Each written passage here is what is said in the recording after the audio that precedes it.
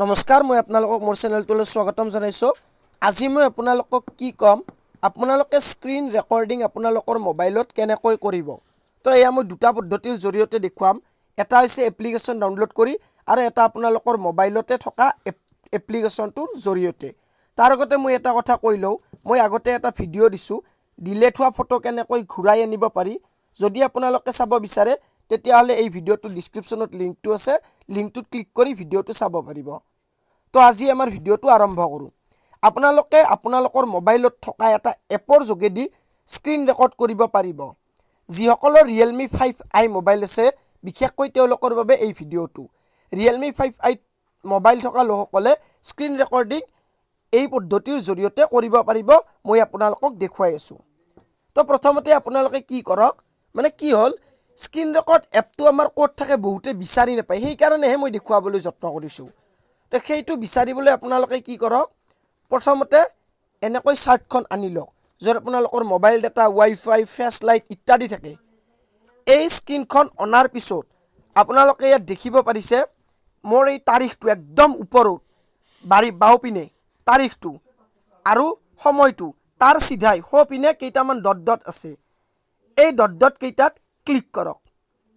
এই dot dot কেইটাত click কৰোঁতে আপোনালোকে এইকেইটা এপ্লিকেশ্যনৰ উপৰিও তলত কেইটামান আৰু এপ্লিকেশ্যন দেখিছে। মানে কি সাধাৰণতে তলৰ এপ্লিকেশ্যন কেইটা লুপ্ত হৈ থাকে। মই এবাৰ কাটি নতুনকৈ দেখুৱাই দিওঁ। এই দেখিছে লুপ্ত হৈ থাকে, সেইকাৰণে আমি বিচাৰি নাপাওঁ স্ক্ৰীন ৰেকৰ্ডিং ক'ত থাকে। তো আপোনালোকে কি কৰক, তাত ক্লিক কৰি দিয়ক এই ডট ডট কেইটাত। এই ক্লিক কৰোঁতে আপোনালোকে দেখিছে ইয়াত আহিছে ষ্টাৰ স্ক্ৰীন ৰেকৰ্ডিং। এইটো এই তলৰ ফালে এইটো কিমান হ'ব, এই একদম তলৰ ফালে সোঁপিনে 3 নম্বৰটো ওপৰৰ পৰা। তো এইটো ষ্টাৰ স্ক্ৰীন ৰেকৰ্ডিং। আৰু মই আপোনালোকক এটা কথা কওঁ, মই স্ক্ৰীন ৰেকৰ্ডিং কৰি থাকোঁতে ব্ৰাছ ইউজ কৰোঁ, মানে আঁকি আঁকি দেখুৱাওঁ কোনটো কোনটো। কিন্তু মই দুখিত যে এই লিষ্টখনত, এই তালিকাখনত সেই ব্ৰাছডাল আনিব নোৱাৰি। মই এনেই কৈ থাকিব লগা হৈছে, দেখুৱাব নোৱাৰোঁ। তো আপোনালোকে কি কৰক, এই ষ্টাৰ স্ক্ৰীন ৰেকৰ্ডিংটো আঙুলিৰে টিপি ধৰি ওপৰলৈ এনেকৈ লৈ আহক। তো ওপৰলৈ লৈ আহোঁতে আপোনালোকৰ এই তালিকাখনত পাই যাব। ডান বটনত ক্লিক কৰক। তো এতিয়া আপোনালোকৰ এই ষ্টাৰ স্ক্ৰীন ৰেকৰ্ডিংটো আহি গৈছে। তো ইয়াত ক্লিক কৰি দিয়াৰ লগে লগে আপোনালোকৰ ৰেকৰ্ডিং আৰম্ভ হৈ যাব। এনেকৈ ৰেকৰ্ডিং কৰিব পাৰিব। কিন্তু মোৰ এতিয়া ৰেকৰ্ডিং নহয়, কাৰণ মই ইতিমধ্যে স্ক্ৰীন ৰেকৰ্ডিং কৰি আছোঁ। তো আপোনালোকে কি কৰক, এই পদ্ধতিটোৰ জৰিয়তে এনেকৈ স্ক্ৰীন ৰেকৰ্ডিং কৰক। তো আমি এতিয়া নেক্সট পদ্ধতিটোৰ ফালে আগবাঢ়োঁ। তো আমি এতিয়া এপ্লিকেশ্যনৰ যোগেদি কেনেকৈ স্ক্ৰীন ৰেকৰ্ডিং কৰিব পাৰি সেইটো শিকিম, আপোনালোককো দেখুৱাম। তো আপোনালোকে প্ৰথমতে কি কৰক, গুগল প্লে ষ্ট'ৰত যাওক। এইটো হৈছে গুগল প্লে ষ্ট'ৰ এপ। এইবাৰ মই ব্ৰাছ ইউজ কৰিব পাৰিম।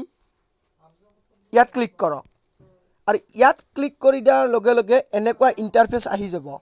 আৰু ইয়াত আছে চাৰ্চত আপোনালোকে ক্লিক কৰক। ক্লিক কৰি লিখি দিয়ক AZ স্ক্ৰীন ৰেকৰ্ডাৰ। এপ্লিকেশ্যনটোৰ নাম AZ। এইটো মোৰ আহিছে, প্ৰথমত দেখুৱাই দিছোঁ আপোনালোকক।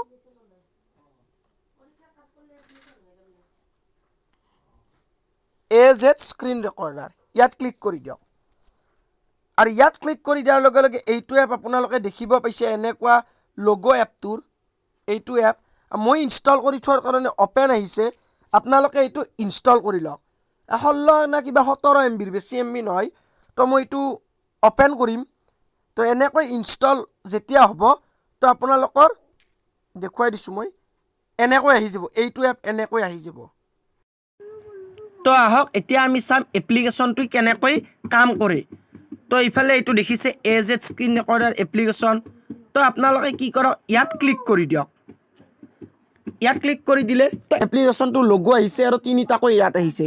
ইয়াত প্ৰথমটো দেখা পাব, এই প্ৰথম ভিডিঅ'টোৰ নিচিনা যে এটা চিম্বল আহিছে, ইয়াত ক্লিক কৰি দিয়ক।